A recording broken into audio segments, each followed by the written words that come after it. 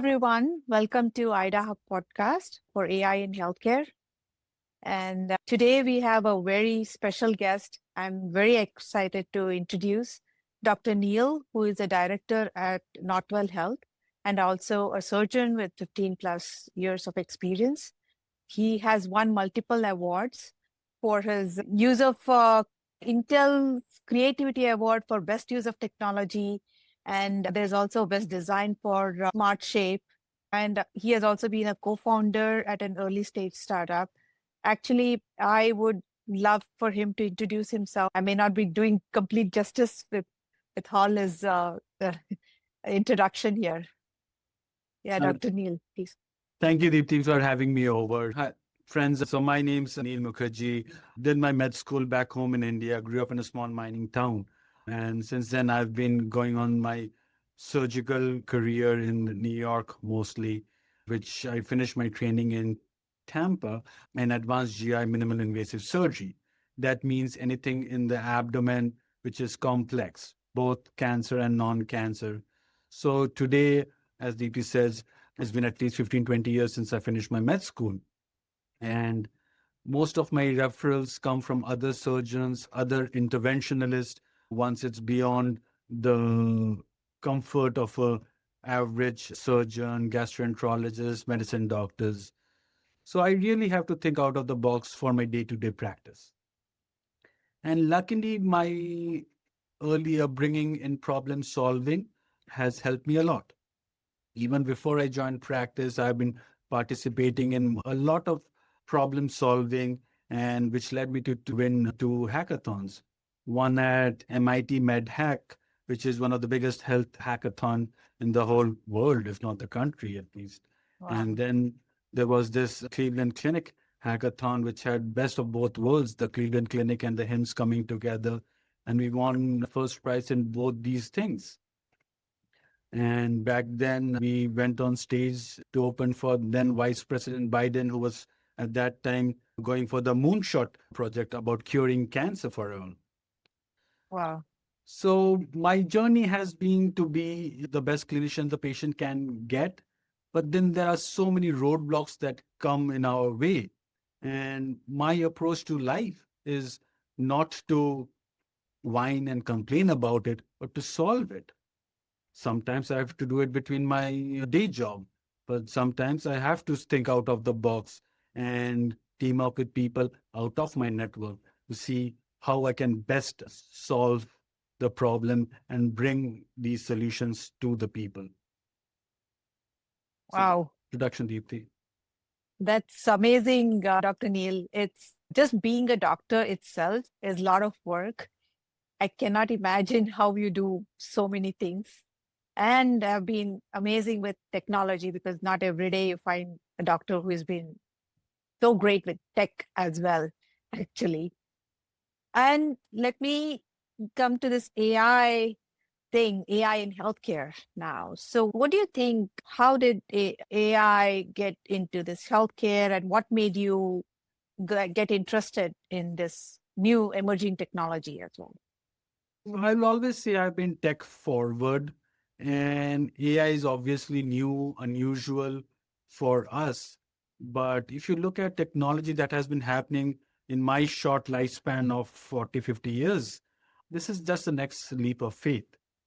In the medical surgical literature, the fear mongering that I see in the AI is exactly the same what I see when the calculators came out in this before my time. Yeah. Like, how are students going to be able to do mental maths with calculators? How are students going to be able to give exams today? Are we dumbing them down? Yes, AI is going to dumb down and make educating students. Sorry, AI is going to make it a little easier for students to pass exams, but they are going to give them more capabilities to think and solve the next generation of problems. So for me, I was trained in an open era, but then I learned laparoscopic surgery, and that's an advancement in surgery which hasn't happened for at least 2000 years.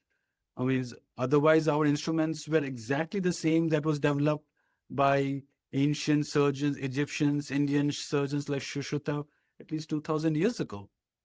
Yeah. But with laparoscopy, which is basically has computer like there are chipsets that detects the RGB colors, reprocess those images. We use X-rays, but they now have we call it CT scan, so computerized tomography. The same X-ray technology from 100 years ago, we use that thing. Yeah. So to me, seeing the patient, using computer guided imaging to make a 3D reconstruction of those imaging in my head, then using the laparoscopic tool sets to re-identify those lesions and to act on those during surgery is great. Because now, even after a big cancer surgery, patient wakes up with 4 band-aids on their belly and walks home. Yeah. So when the robotic surgery came on, I think great. Now the same skill set that used to take 20 years to develop can be developed in 5 years. So we had so many robotic symposium. A class 10 student can get the same surgical finesse as a surgeon who has been in 20 years of practice within 10 to 15 minutes of simulation practice. Oh my God. Wow. So the physical technique is no longer the limiting factor, but the troubleshooting, knowing the anatomy, knowing when to operate, and more sincerely, when not to operate is where the training lies today. So from usual 2D imaging to 3D, laparoscopic, and now robotics, going into this AI realm, I think is the natural progression. The amount of data that is generated today to advance healthcare is humongous. And I do not think it is possible for any human, no matter how niche the human goes into, to be able to assimilate all the data, process it, and then apply it. Correct. Correct. So I do Yeah. think we need help. And Mm. with better computing, I think the combination of these newer computing processors, GPUs, and even in the futures, quantum computing and this AI algorithm is going to take us to the next level. Yes. Yes. It looks like it is having a big impact. I also saw a paper recently where it is saying in last 2 years itself, AI in healthcare has grown considerably. So I know there is so much talks about AI. There's a hype, some people say, and some people say there is efficiency already. Where do you see currently AI adoption? Is it just on the hype cycle or is it already there? I mean, the AI is affecting healthcare. So today, let's not tell people that AI is not affecting healthcare. Today, patients' care are being affected by healthcare. If not to make decisions by a doctor, because that relationship is still considered very religious, sacred, if you're not. But today, AI is deciding your insurance. AI hospitals are using AI technologies to improve efficiency. The companies are using AI algorithms for supply demand chains.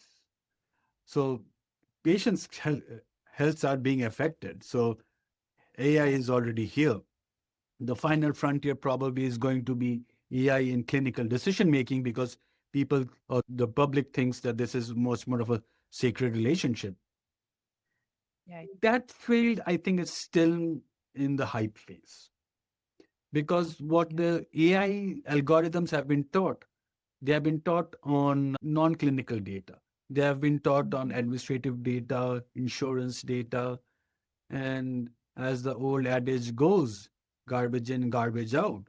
So, a Correct. lot of statistics that have been done from this administrative data does not pan out in real world decision making. It probably pans out in macroeconomics, but does not pan out in decision making for that patient in the emergency room or in the operating room or in my clinical office. Correct. So I do think once these natural language processing is done, once we train these algorithms by a clinicians for the clinicians, for the patients, I think it will get better. But I have not seen any interest in that recently. Yeah, Most of the papers, most of the abstracts that get the highest applauds are basically using administrative data because that's the data we are collecting. And then correct. using that to optimize efficiencies and administrative outlook rather than actually clinical outlook. You're right. So there is a lot of scope in clinical outlook for I AI think in there's a clinical. lot of scope. Okay. That's really good. What do you think with regard to barriers and adopting this work, clinical versus administrative side? The administrative side, people I see are much more easier to adopt, right? But when it comes to clinical side, how are other doctors finding it using AI overall? Or yeah, For clinical decision making, for the day-to-day activities, very few people are using AI okay. because everybody has been trained in not just the basic medicine, but they do residency in one thing, fellowship. There are people who do more than one fellowship. So they are experts in their field. And Mm. and the datas are not being generated so frequently that they need to change their own mental models, mental algorithms. So AI is not helping them. But when there is a red herring, when there is something that is unusual, something that is not what I do, we always used to query some known data sets, some known websites. Those things had gone into an app. Now, Mm. now we used to do Google searches or Bing Correct. searches, right? I know. Now, instead of doing using the page rank algorithm, now we are using Mm. the AI algorithm. But it's Yeah. still on the backs of the licentious of the physicians to figure out if that is true or not. Yes, there are newer AI websites, applications that are only looking at trusted websites, trusted repositories of peer-reviewed data sets, and not just Mm. Reddit or other websites. So they might be a little bit more accurate. But me as a surgeon, I'm not going to start me as a general surgeon, GI surgeon, I'm not going to start treating brain cancer just because ChatGPT or Claude gives me an answer for it. Right. Yeah. Yeah. Yeah. That brings me to this question where, on a personal use, I know all of us are using ChatGPT, Mhm. Claude for something or the other. So, do you also use Claude and ChatGPT? Yes. Or So yes, I used ChatGPT when it was still in version 3 point something, when it initially came out, and we were querying just to see how good it is. And we were asking it medical questions, and it was getting it right. Was it intelligent at that time? Is it intelligent today? I do not know. But, and it has improved in the last 2 years more than a resident or a medical student would have improved in the last 2 years. So uh-huh. its trajectory is way, way higher than any living human has. Yeah. So, so today, how do I use AI? Okay. The publicly available chat GPTs and all those things means I use it for my personal use, but through our employer, which is Northwell Health, we have an AI hub and we can use various versions of ChatGPT, Claude, and Gemini for Yeah. easy work or much more deep dive to a limit. And we can actually put in patient data. So they are now HIPAA compliant. Okay. Despite of that, are we putting patient information in it to give me an answer? No. Okay. I do not think that is legal or ethical right now. Correct. I can use those tool sets to make it efficient. If I wanted to, if I had to write a two-page letter to the insurance company to justify why this medication or why this treatment is written, I don't have to write from scratch. I can just put the patient's notes in that and say, like, write me a letter of medical necessity, and it will give me a two-page essay on it. and it will give you the CPT codes, the justification for the CPT codes.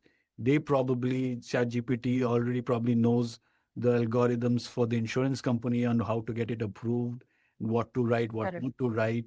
So that makes it, gives me a very good first draft.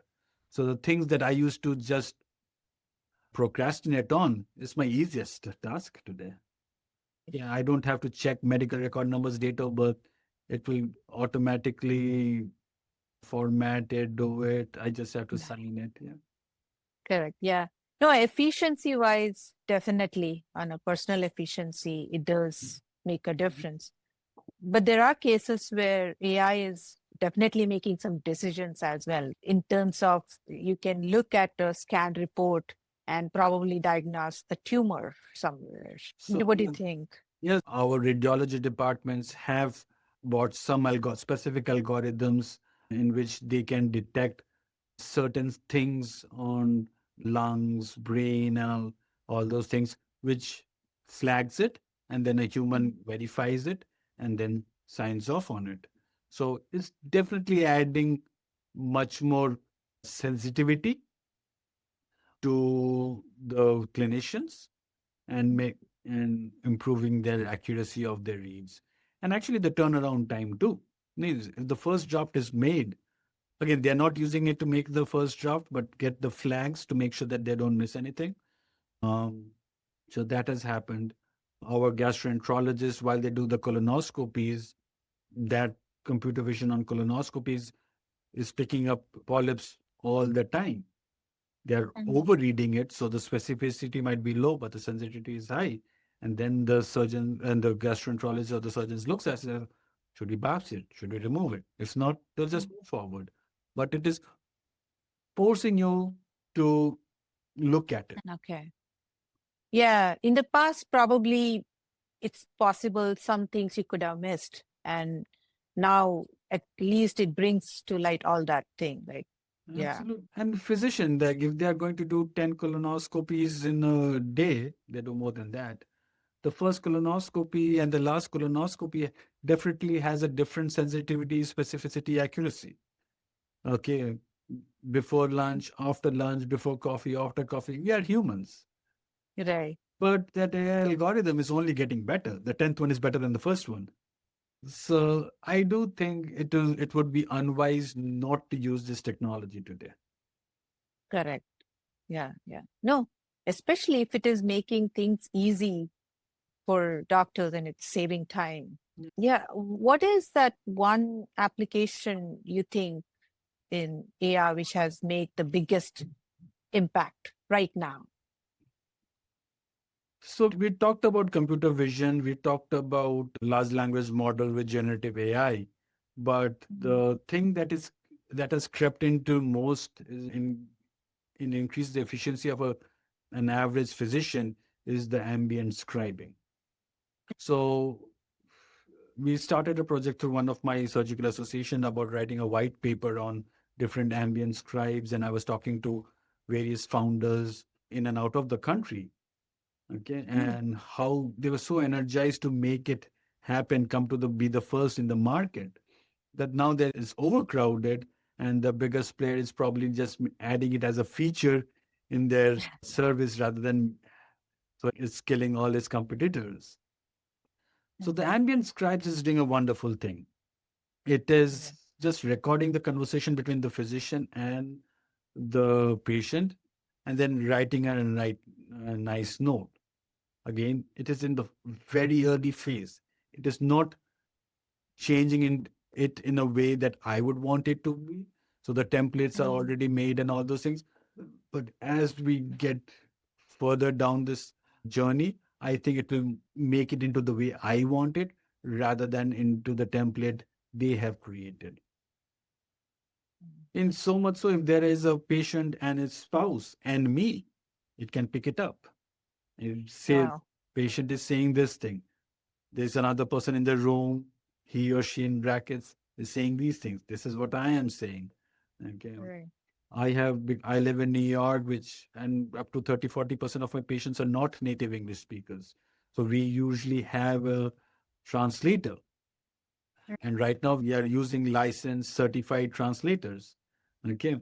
So the AI scribe is picking up spoken in English, spoken in Spanish, spoken by me in English, Wow. and and then you can click buttons and it will summarize into a two paragraphs summary. But some of the key things that I want might not be in the summary. Some of the key things that the AI think is important is in the summary. So we again have to cross check it, and sometimes over reliant on it, on these technology, we might lose the material that we want, and we might be fed the material that we don't need. And that Mhm. is where the error creeps in. Yeah. No, you make a really good point, actually. It does save a lot of documentation, but is it doing what you really want or how you want it? And it needs to be trained more, right? Yeah. To So actually pick up. so if today AI scribe was a junior resident of mine, I would have Mm. fired him or her. Because when say I'm at home, I'm and somebody from the hospital calls me. Mukherjee, there's a patient in the hospital who's requesting you. This is his blood pressure. This is his heart rate. This is his blood test. This is his CAT scan.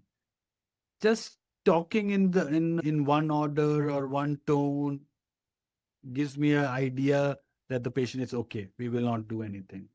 And talking Right. different tone, talking in an anxious voice, talking in different things, and said, "Oh my God, this patient's dying. I need to go and rush into the hospital right now." Okay, Mm. AI does not know that yet. Okay, Mm. Correct. so at the end, I do not know what to do with an AI generated scribe. It's it. We know that this is garbage in, garbage out. We are using it for efficiency purposes, but it is actually giving us the human essence of, I do not, I don't think we are there yet. So the trust factor, the humanity aspect of it is not there in the AI scribe yet. Wow. Yeah, I think it will take a while. It will take time. Right. I Yeah. think it has to be intentional. Right now, everybody is doing it more from first to market strategies and all those kind of things. But I think there's going to be 10, 15 different species of AI scribes. One Mm. one that will work just as a transcriptionist, one just will work more like a resident physician, a relationship, Mm. one that will work more like a doc to a primary doc relationship. So that has to be a little bit nuanced before we can completely say that you're just transcribing data, because Correct.